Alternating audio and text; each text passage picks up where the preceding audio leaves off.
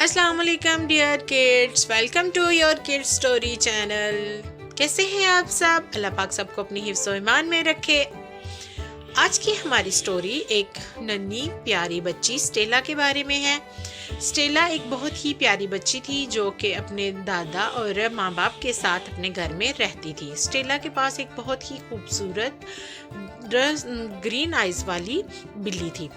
Stella اور اس کے دادا اکثر اوقات اکٹھے بیٹھتے اور بلی کے ساتھ کھیلتے۔ سٹیلا بلی کے ساتھ بہت خوش رہتی تھی اور بلی بھی اپنا زیادہ وقت سٹیلا کے ساتھ گزارتی۔ ایک دن سٹیلا دادا جان کے کمرے میں ان کے پاس بیٹھی ان سے باتیں کر رہی تھی کہ دادا نے سٹیلا سے کہا کہ وہ الماری سے انہیں کچھ چیزیں لا دے۔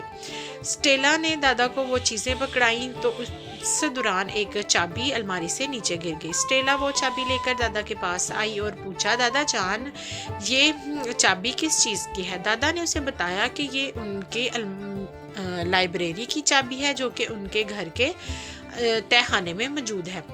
سٹیلا نے وہ چابی پکڑی اور لائبریری کی طرف چل دی جس کا راستہ ایک الماری سے ہو کر گزرتا تھا۔ سٹیلا جب لائبریری پہنچی تو وہ اسے دیکھ کر بہت حیران اور خوش ہوئی کیونکہ لائبریری میں بہت سی کتابیں تھیں، بہت سی کہانیوں کی اور مختلف زبانوں کی۔ سٹیلا کو نئی نئی زبانیں سیکھنے اور کہانیاں پڑھنے کا بہت شوق تھا۔ سٹیلا نے الماری سے ایک کتاب لی اور اسے پڑھنے کے لیے بیٹھ گئی جس میں اسے ایک خزانے کے بارے میں پتہ چلا جس کا راستہ ایک جنگل سے ہو کر جاتا تھا۔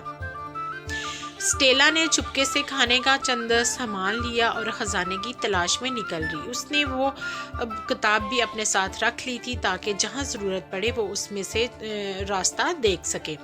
چلتے چلتے سٹیلا ایک جنگل میں پہنچی جہاں پر بہت سے خوبصورت اور رنگ برنگے پرندے تھے جو کہ انسانوں کی طرح باتیں کرتے تھے۔ سٹیلا انہیں انسانوں کی طرح باتیں کرتے دیکھ کر بہت حیران ہوئی اور اس نے ایک پرندے سے پوچھا کہ کیا وہ اسے اس خزانے کے راستے کے بارے میں بتا سکتا ہے جس کی تلاش میں سٹیلا نکلی ہے۔ پرندے نے کہا کہ وہ اس سے اس خزانے کے راستے کے بارے میں ایک شرط پر بتا سکتا ہے اگر سٹیلا اب اس خزانے سے دوسرے لوگوں کی مدد کرے۔ ننھی سٹیلا نے کہا کہ وہ دوسروں کی مدد ضرور کرے گی۔ بلی بھی سٹیلا کا پیچھا کرتی ہوئی چپکے چپکے اسی جنگل میں آ پہنچی تھی۔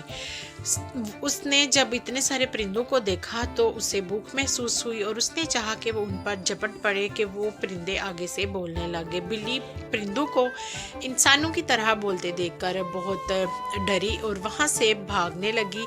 بلی میاؤں میاؤں کرتی ہوئی سٹیلا کی تلاش میں ادھر ادھر بھاگ رہی تھی۔ اس نے تھوڑی دور دیکھا تو سٹیلا کو ایک پرندے سے باتیں کرتے دیکھ کر بلی کو بہت غصہ آیا۔ وہ آگے بڑھی، اس نے سٹیلا کے قمیض کے دامن کو اپنے منہ میں دبایا اور اسے کھینچنے لگی۔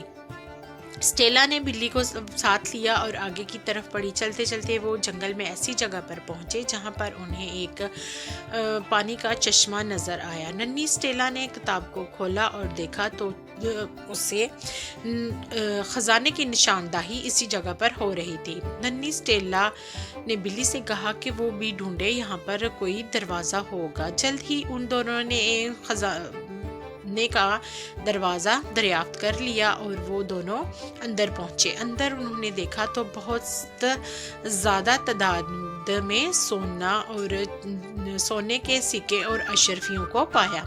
ننھی سٹیلا اتنا خزانہ دیکھ کر بہت خوش ہوئی۔ اس نے سوچا کہ وہ یہاں سے جتنا اٹھایا جاتا ہے اتنا خزانہ لے جائے گی اور باقی اپنے گاؤں کے لوگوں کو بتائے گی، وہ آ کر یہاں سے خزانہ حاصل کر سکتے ہیں۔